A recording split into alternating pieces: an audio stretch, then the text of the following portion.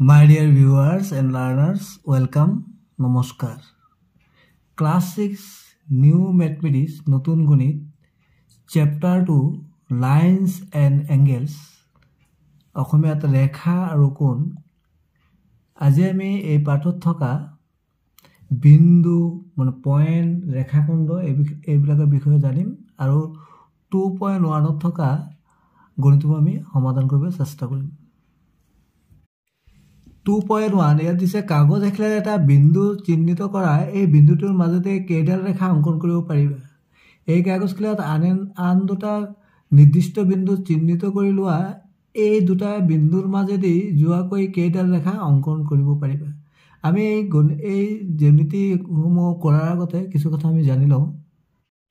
প্ৰথমে বিন্দু মানে কি? আমি যেতিয়া এই যে জোঙা পেঞ্চিলটো আছে না, ইয়াত যদি আমি এই জোঙা পেঞ্চিলেৰে বহিৰ পাতৰ এখিলাত আমি স্পৰ্শ কৰি যে সৃষ্টি হোৱা আকৃতিৰে হৈছে বিন্দু। আমি যদি এনেকৈ স্পৰ্শ কৰি দিওঁ যিটো আকৃতি হ'ল না, এইটো হ'ল বিন্দু।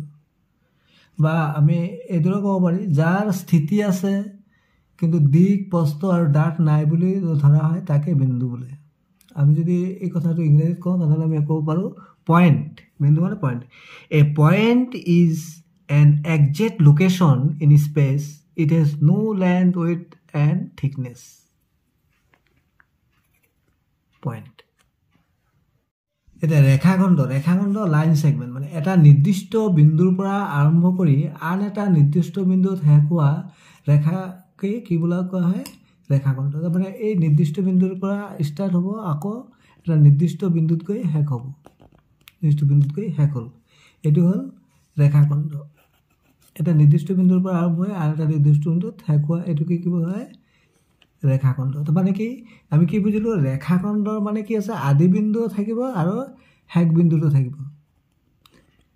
আমি যেনেকৈ কেতিয়াবা যে ত্ৰিভুজ আঁকো যে এই চোৱা, এইটো যে ABC ত্ৰিভুজ আঁকিলোঁ, ইয়াত কি হ'ব? এই যে AB এইটো এটা ৰেখা নাকি এই বিন্দুত আৰম্ভ হৈছে, এই বিন্দুত শেষ হৈছে। এইটো এই বিন্দুত আৰম্ভ হৈছে, এই বিন্দুত শেষ হৈছে। এইটো এই বিন্দুত আৰম্ভ হৈছে, এই বিন্দুত শেষ হৈছে। এইটো ৰেখাখণ্ড। আমি ইংৰাজীত কওঁ এইদৰে ক'ব পাৰিম লাইন ছেগমেণ্ট।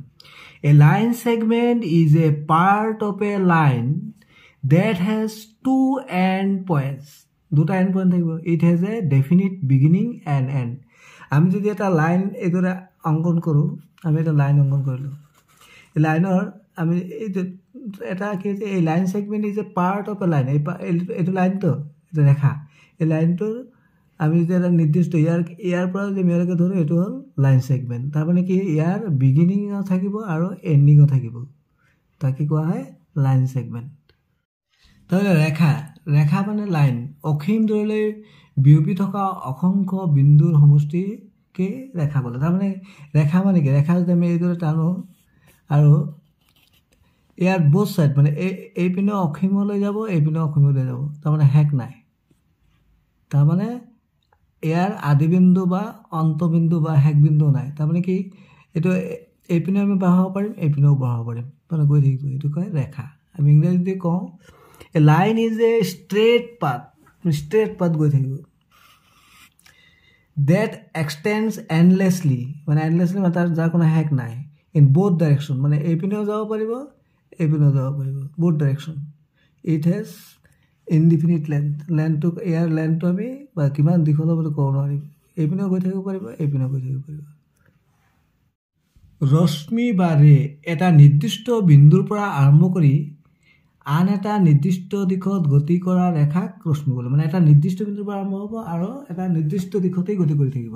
যেনে এইটো এটা নিৰ্দিষ্ট বিন্দু, ইয়াৰ পৰা আৰম্ভ হৈ এইদৰে গৈ থাকিব, এইদৰে এণ্ডলেছলি গৈ থাকিব, মানে একেটা ডাইৰেকশ্যনত গৈ থাকিব। ইয়াৰ মানে কি থাকিব? আদি বিন্দু থাকিব, মানে ইয়াৰ মানে আৰম্ভণি থাকিব কিন্তু শেষটো নাথাকে, শেষটো গৈ থাকিব। আমি যে টৰ্চ লাইটৰ ৰেটো আমি সেইকাৰণে এইটো ৰে বুলি কওঁ, ছান ৰে।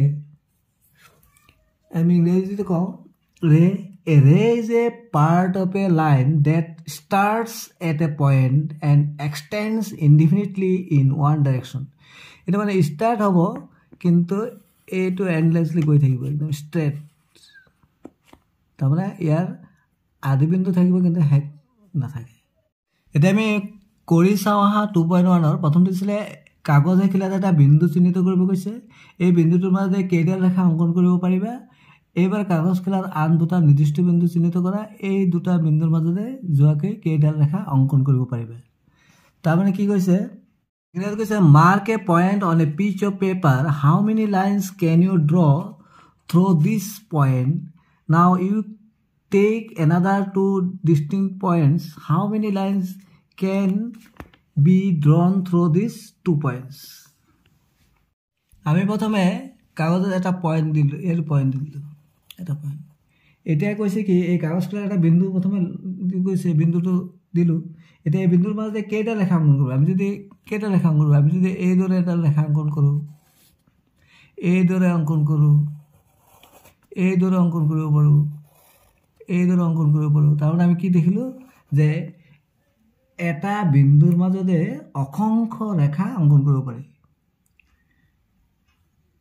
ইননাম্বাৰেবল lines can be drawn through a point এতিয়া তাৰপিছত কৈছে আমাক দুটা বিন্দু ল'বলৈ দুটা বিন্দু লৈ ইয়াত এটা ল'লোঁ ইয়াত এটা ল'লোঁ এতিয়া দুটা বিন্দুৰ মাজতে কেইডাল ৰেখা অংকন কৰিব এডালেই পাৰিম আৰু পাৰিম জানো নোৱাৰোঁ সেইকাৰণে দুটা বিন্দুৰ মাজতে যোৱাকৈ এডালহে ৰেখা অংকন কৰিব পাৰি তাৰমানে we can draw only one lines through two points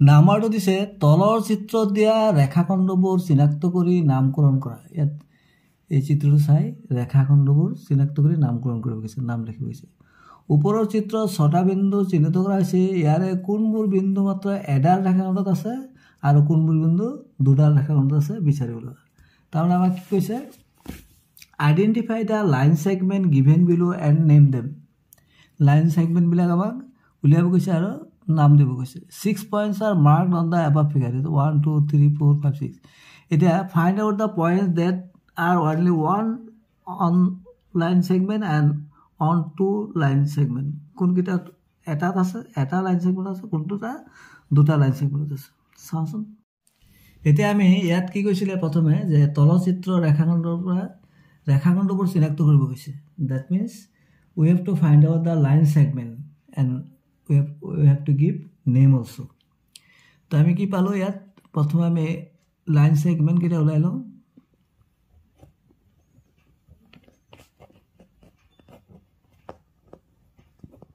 line segment মানে ৰেখাখণ্ড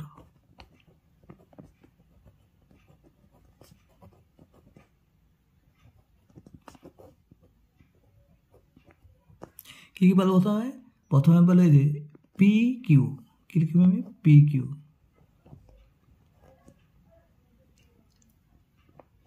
পালো তাৰপিছত কি হলো কিউ আৰ তাৰপিছত কি পালো আৰ এছ তাৰপিছত কৈছে এছ টি এন আৰু কি পালো এইটো T U these are the line segments এতিয়া আমাক আকৌ কৈছিলে যে ওপৰৰ চিত্ৰত 6টা বিন্দু আছে 1 এটো বিন্দু 1 2 3 4 5 6 6টা বিন্দু আছে ইয়াৰ কোনবোৰ বিন্দু মাত্ৰ এডাল ৰেখাখণ্ডত আছে আমি এডাল ৰেখাখণ্ডত থকা that means find out the points that are only on one line segment তো আমি চালো মাত্ৰ এডাল ৰেখাখণ্ডত থকা বিন্দু তাৰ মানে এটা বিন্দু এডাল ৰেখাখণ্ডত থকা বিন্দু কোনটো আছে আমি ইয়াত দেখিলো অকল পি2 আছে এই পি2 ৰেখাখণ্ড এটাই আছে আৰু কি আছে ইউ2 তুমি কি হ'ব পি আৰু ইউ এসা পি2 এটাই আছে আৰু ইউ2 এটাই আছে এতিয়া আমাক উলিয়াব লাগে দুডাল ৰেখাখণ্ডত থকা এতিয়া দুডাল ৰেখাখণ্ডত থকা বিন্দু তাৰমানে points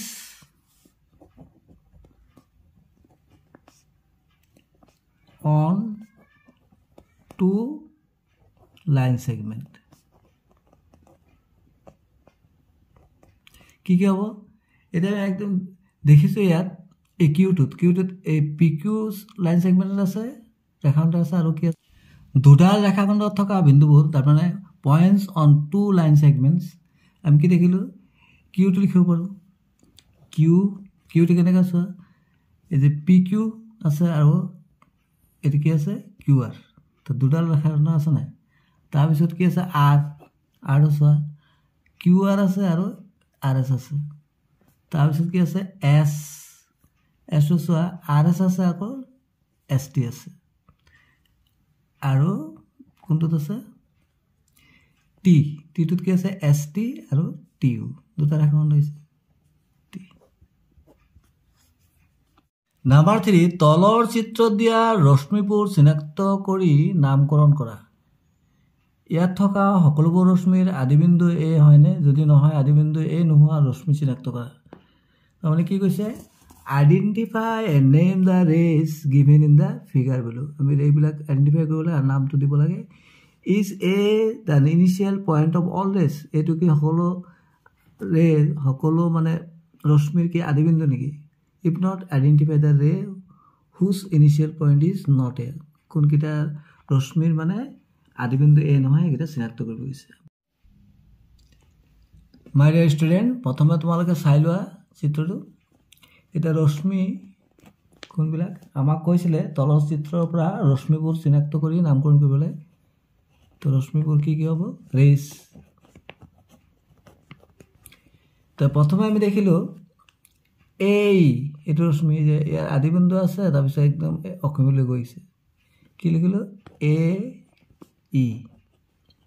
এই ৰশ্মি চিনটোৰ ওপৰত এনেকৈ দিব লাগে তাৰপিছত দেখিলো আমি এইটো আদিবিন্দু একদম ডি এইটো গৈছে তাৰমানে কি এ ডি তাৰপিছত দেখিলো আমি ইয়াৰ পৰা আৰম্ভ হৈছে এইদৰে গৈছে তাৰমানে কি এ চি তাৰপৰ দেখিলে আমি ইয়াৰ পৰা আৰম্ভ কৰি ইয়াৰ পৰা যাব এইটো এটা ৰশ্মি বিসি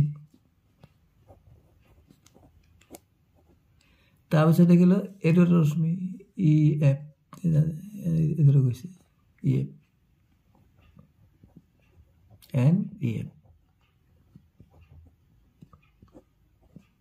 ঠিক আছে এতিয়া পিছৰ প্ৰশ্ন দিছিলে ইয়াত থকা সকলোবোৰ ৰশ্মিৰ আদিবিন্দু এ হয়নে যদি নহয় আদিবিন্দু এ নোহোৱা ৰশ্মি চিনাক্ত কৰা তাৰমানে আমাক কি কৈছিলে আইডেন্টিফাই কৰিব কৈছিলে হুজ initial point is not a এতিয়া আমি দেখিলো আটাইবোৰ ৰশ্মিৰ আদিবিন্দু এ নহয় যেনে ধৰা এতিয়া আমি ৰশ্মি বিসি এই বিসি আছে ৰশ্মি যেটো বিসি আছে বিসিৰ আদিবিন্দু তো কি বিয়ৰ পৰা ষ্টাৰ্ট হৈছে এ নহয় আৰু কোনটো নহয় ই এফৰ নহয় আদিবিন্দু এ নহয় ই এফ এইটো নহয় তেনেহ'লে আমি কি লিখিম বিসি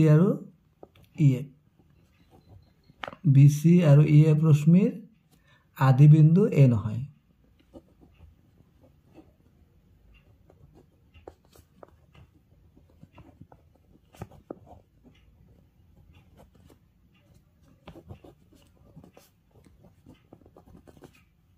তাৰমানে ইংলিছত কি লিখিব লাগিব the rays BC and EF their initial point is not A. Thanks for watching. Stay connected. এই ভিডিওটোত আমি 3 লৈকে আলোচনা কৰিলো পিছৰ ভিডিওত আমি কোৱেশ্চন নম্বৰ 4 ৰ পৰা আলোচনা কৰিম